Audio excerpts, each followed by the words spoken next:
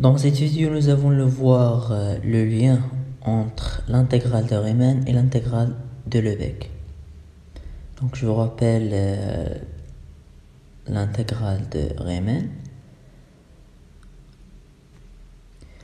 Soit f, une fonction définie sur une partie ou bien sur un intervalle AB dans R, voilà, dans R, ça c'est AB. Donc, si une fonction définie sur l'intervalle AB, sur l'intervalle AB, voilà. Donc, on dit que cette fonction est intégrable au sens de Riemann s'il existe deux fonctions en escalier. Autrement dit, deux fonctions étagées. C'est la même chose. S'il existe deux fonctions en escalier ou bien étagées, tel que pour tout x appartenant à l'intervalle AB, f de x compris entre deux fonctions h de x et g de x. Voilà. Donc, tel que pour tout x appartenant à l'intervalle AB, f de x compris entre h de x et g de x. Et l'intégrale de g de x moins h de x d de x, l'intégrale entre a et b, il est inférieur ou égal à epsilon. Maintenant, je vous donne un théorème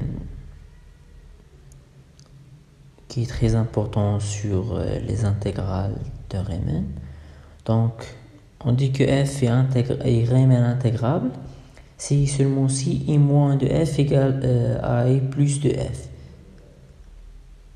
Dans ce cas, l'intégrale entre a et b et de f de x d de x égale à i moins de f égale à i plus de f. Avec i plus c'est l'inf de a plus, avec a plus c'est l'intégrale de g de x d de x avec g appartenant à e plus, c'est-à-dire la fonction étagée supérieure, et e moins de f égale le sup de 1 moins. Avec 1 moins, c'est l'intégrale de AP, l'intégrale de h de x d de x entre a et b, avec h appartenant à e moins. Maintenant, on passe à l'intégrale de Lebesgue. Donc, dans l'intégrale de Riemann, on fait un découpage de l'intervalle AB. Mais pour l'intégrale de Lebesgue, on ne fait pas un découpage de AB, mais un découpage de l'image de AB, de f de AB. Donc, voilà, mais un découpage de f de AB, c'est-à-dire l'image de l'intervalle AB. On le coupe en partie de segments y plus 1 pour y allant de 1 jusqu'à n. Voilà. Donc, on découpe la partie ou bien l'intervalle f de AB. Voilà.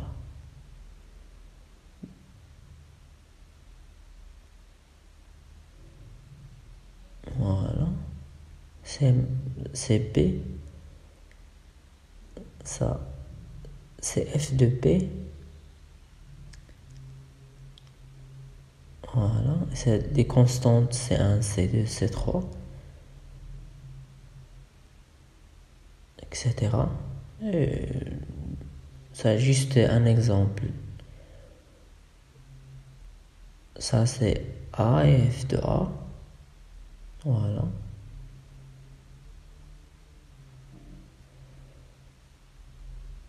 Voilà. Donc, dans ce cas, l'intégrale entre A et P de f de t dt égale la sommation de lambda c y i allant de 1 jusqu'à n. Voilà, donc on découpe l'image de l'intervalle AB en segments, un petit segment y plus 1 pour i allant de 1 jusqu'à n. Donc on dit que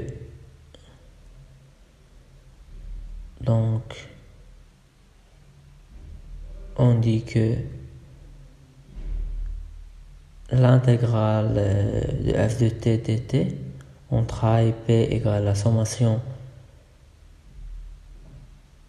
de lambda ci yi pour i allant de 1 jusqu'à n.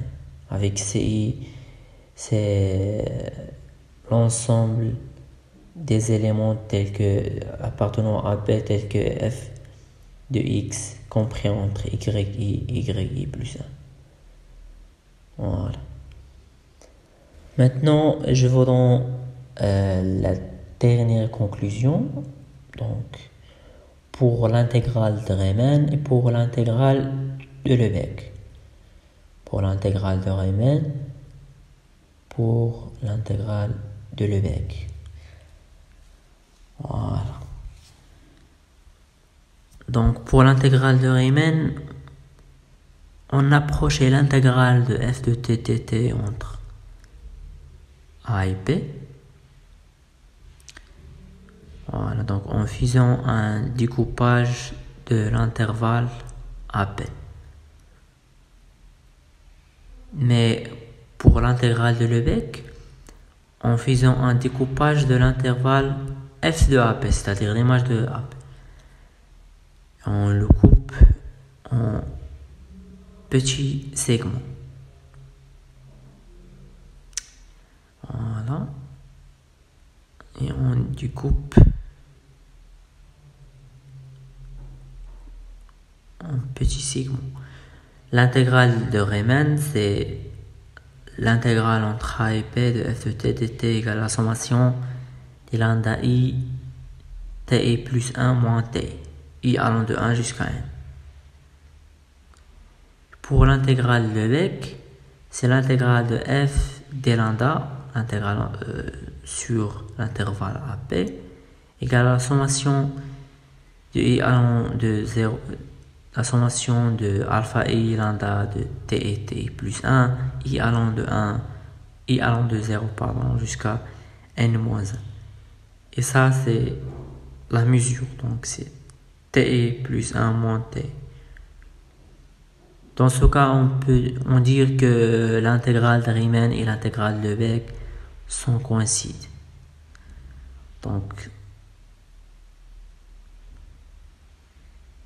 l'intégrale de Riemann et Lebesgue coïncident pour les fonctions en escalier.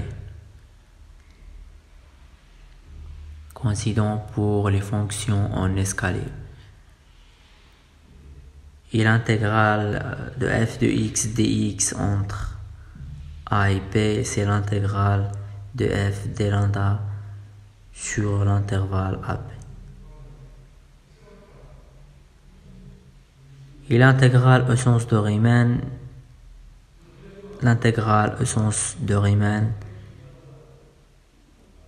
et l'intégrale de Lebesgue coïncident aussi pour les fonctions continues sur les intervalles bornés.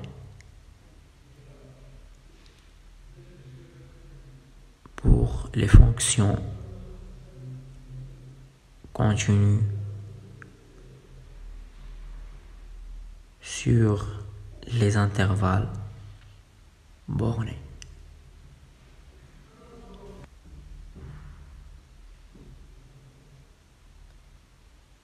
Elles sont même lambda mesurables. Maintenant, ajoutons un théorème qui est très important. C'est le théorème de Lebesgue. Théorème de Lebesgue. Donc,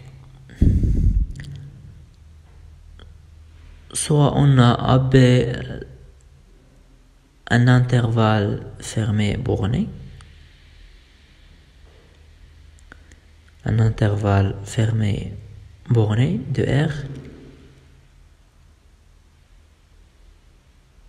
et F une fonction bornée définie sur un intervalle AB, définie sur un intervalle AB, et à valeur réelle. Alors F est Riemann intégrable si et seulement si il est continu lambda presque partout.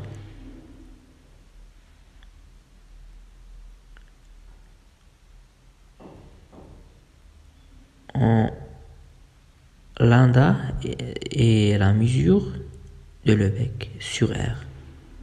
Voilà. Donc F est Riemann intégrable si seulement si il est continu lambda presque partout, où lambda est la mesure de Lebesgue sur R. Ici F est Riemann intégrable, alors il est Lebesgue intégrable et les deux intégrales coïncident. Les deux intégrales coïncident.